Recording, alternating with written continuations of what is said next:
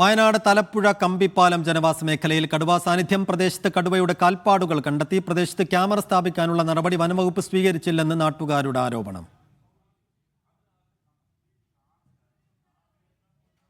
അന്ന് കണ്ട ദിവസം പോലെ, അന്ന് പറയുന്ന ദിവസം പോലെ തന്നെ ഞങ്ങളിവിടെ ഫുൾ ടൈം പട്രോളിങ്ങും ക്യാമറയൊക്കെ സ്ഥാപിച്ചിട്ടുണ്ട്. പക്ഷേ സ്ഥാപിച്ച ക്യാമറകളിൽ നമുക്ക് ഇതുവരെ കിട്ടിയിട്ടില്ല. അപ്പോൾ കൂടുതൽ സ്ഥലത്ത് നമ്മൾ ക്യാമറകൾ വെക്കുന്നുണ്ട്.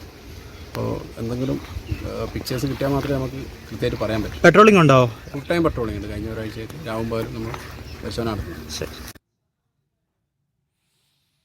അനീസ് അലി വിശദാംശങ്ങൾ നൽകും. അനീസ, കടുവയുടെ കാൽപ്പാടുകൾ കണ്ടെത്തിയിട്ട് ഇപ്പോൾ മണിക്കൂറുകൾ പിന്നിടുന്നു. വനംവകുപ്പ് അധികൃതർ അവിടെ എത്തിയിട്ടുണ്ട്. എന്തെല്ലാം നടപടികൾ സ്വീകരിച്ചു ഇതിനകം?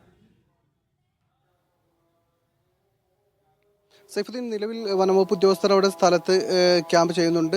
പെട്രോളിംഗ് നടത്തിക്കൊണ്ട് ഇപ്പോൾ നമ്മോട് സംസാരിച്ച വാച്ചർ പറയുന്നതനുസരിച്ചിട്ട് കഴിഞ്ഞ ഒരാഴ്ചയായി അവർ അവിടെ പ്രദേശത്ത് പെട്രോളിംഗ് നടത്തുന്നുണ്ട്. അതുപോലെ തന്നെ ക്യാമറകൾ ഇന്ന് പുതിയ സ്ഥലത്ത് കടുവയുടെ കാൽപ്പാടുകൾ കണ്ടു എന്ന് പറയുന്ന സ്ഥലത്തും ക്യാമറകൾ സ്ഥാപിച്ചിട്ടുണ്ട്. വനംവകുപ്പിൻ്റെ പൂർണ്ണ നിരീക്ഷണത്തിൽ തന്നെയാണ് കാര്യങ്ങൾ ഉള്ളത് എന്നാണ് വനംവകുപ്പ് വിശദീകരിക്കുന്നത്. എന്തായാലും കടുവ കമ്പിപ്പാലം എന്ന് പറയുന്ന സ്ഥലത്ത് കടുവയുടെ കാൽപ്പാടുകൾ കണ്ടു എന്നത് മാത്രമാണ് പുതിയ ഒരു കാര്യം. അത് കാടിനോട് ചേർന്ന് കിടക്കുന്ന ഒരു പ്രദേശമാണ് തലപ്പുഴ കമ്പിപ്പാലം എന്നൊക്കെ പറയുന്നത്. അടുത്ത് തന്നെ കാട് മൂടിയ കാടിന് സമാപത്തിയിട്ടുണ്ട് എന്നത് മാത്രമാണ്. അതിനുശേഷം പിന്നീട് ഇപ്പോൾ കടുവ അവിടെ ഉണ്ട് എന്ന കാര്യത്തിന് സ്ഥിരീകരണമൊന്നും ആ പ്രദേശം കടുവയെ കാണാനായിട്ടില്ല. കടുവയെ കണ്ടു എന്ന് ചില ആളുകൾ പറയുന്നത് പക്ഷേ വനംവകുപ്പ് ഇതുവരെ സ്ഥിരീകരിച്ചിട്ടുമില്ല. സൈഫുദ്ദീൻ.